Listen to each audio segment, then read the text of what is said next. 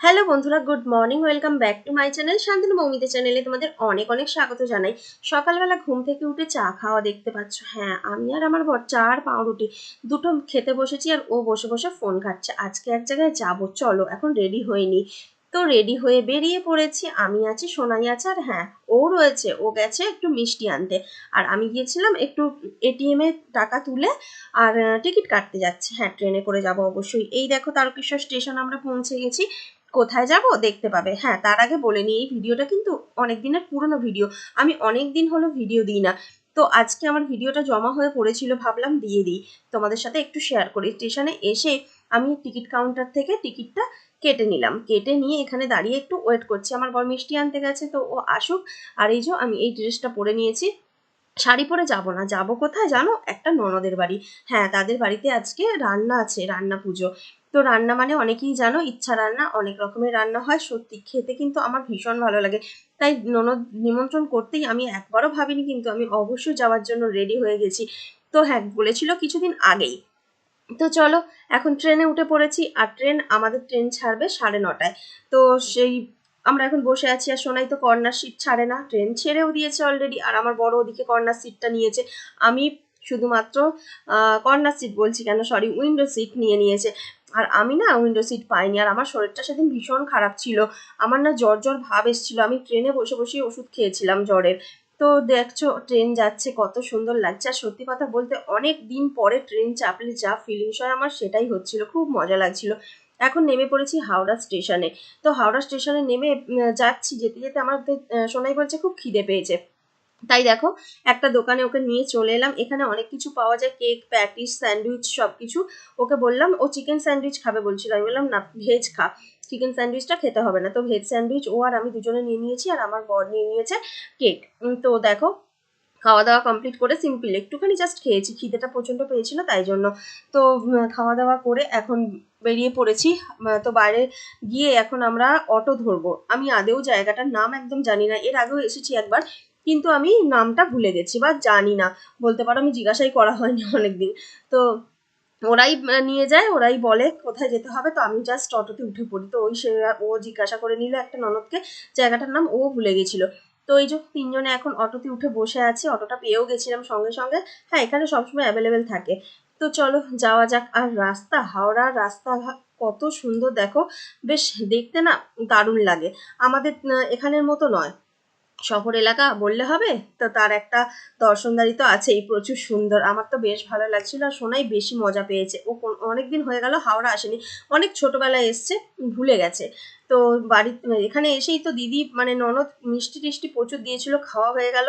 খেয়ে দিয়ে মাছ ভাজা করবে, তো সেটা মানে একটু আমি একটু বললাম যে দিদিকে, তুমি মাছগুলো তুলছো, আমি একটু ভিডিও করি। তো দিদি বললো কর, আমাকে করিস না, আমি ভালো অবস্থায় নেই। তো দিদিভাইকে করলাম না।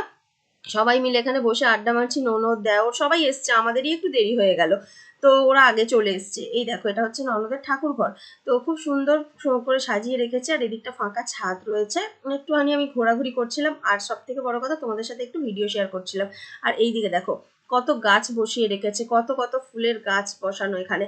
তো আমি সেটা একটু তোমাদের সাথে শেয়ার করলাম। তুলসী গাছ, ফুল গাছ, এখানে মনসা মনসা গাছ। পুজো হয়েছে তো, মা মনসার পুজো, রান্না পুজো মানে মা মনসার পুজো, তাই এত সুন্দর করে মালা দিয়ে পুজো করা হয়েছে। তো সেটা একটু তোমাদের সাথে শেয়ার করবো না তাই কি হয়, তো ভাবলাম না একটু ভিডিও করি। আর আমি যে ভিডিও করি সেটা সবাই জানে, তো সেই কারণে আমি ভিডিও করছিলাম ঘুরে ঘুরে চারিদিকে।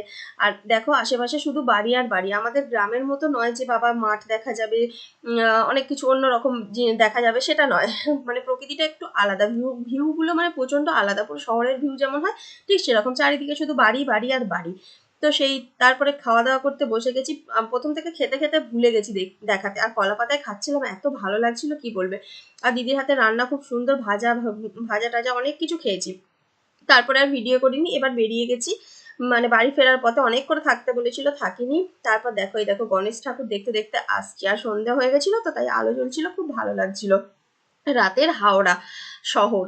তো দেখো কত দারুণ লাগছে। সোনাই সব থেকে বেশি এই জিনিসটা মজা নিয়েছে যে হ্যাঁ রাতের হাওড়া শহরটা কেমন হয়। ও তো রাস্তার ধারে বসে সমস্ত কিছু দেখতে দেখতে যাচ্ছিল, বলছে মা ও খালি বলছে হাওড়া ব্রিজ দেখবো, হাওড়া ব্রিজ দেখবো। ও তারপরে ওর কথা রাখতে দেখো হাওড়া ব্রিজে চলে এসেছিলাম। হাওড়া ব্রিজে মানে এতটাই ব্যস্ত শহর যে আমি গিয়ে ব্রিজের কাছে গিয়ে ওকে নিচে গঙ্গা নদীটা দেখাবো সেটা আর সুযোগ হয়ে ওঠেনি।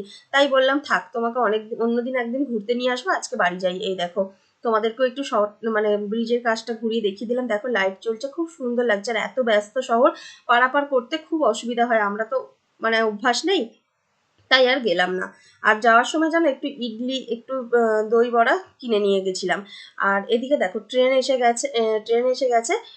ট্রেন থেকে নেমে পড়লাম। এখন আমি ভুলে গেছিলাম যে আমি ট্রেনে উঠছি না নামছি। আসলে ভিডিওটা তো অনেক দিনের। এখন আমরা ট্রেন থেকে নামলাম। ট্রেনে আর কোনো ভিডিও করা হয়নি, শরীরটা খুব খারাপ লাগছিল তো ট্রেনে কোনো ভিডিও করা হয়নি। তো এখন তারকেশ্বরে নেমে তোমাদের সাথে শেয়ার করলাম। আর ও বলে যাচ্ছে অটোমেটিক সিঁড়ি দিয়ে উঠবে, অটোমেটিক সিঁড়ি উঠবে, কিন্তু সিঁড়ি চালুই নেই। এই দেখো সবাই হেঁটে হেঁটে যাচ্ছে। তো এটা খুব বাজে ব্যবস্থা। তারকেশ্বরে এই অটোমেটিক সিঁড়ি একদমই চালু থাকে না, বেশিরভাগ সময় আমি দেখি বন্ধই থাকে।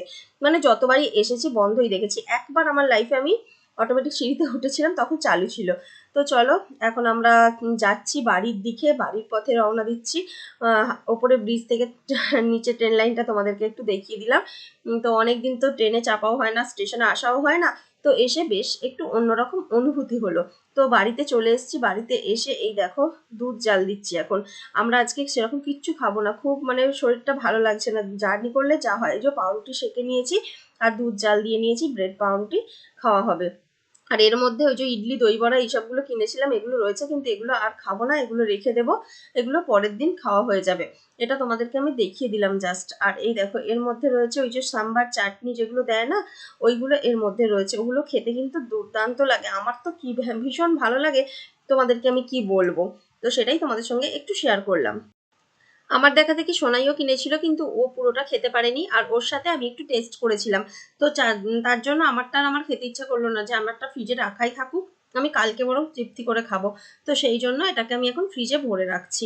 তো চলো আর বেশি বক বক করবো না, আজকে ছোট্ট একটা ভিডিও করলাম যাওয়ার, তো সেটা আমি তোমাদেরকে অনেক দেরি করেই শেয়ার করে ফেললাম। যাকে তোমাদের কেমন লাগলো তোমরা আমাকে একটু কমেন্ট করে জানিও।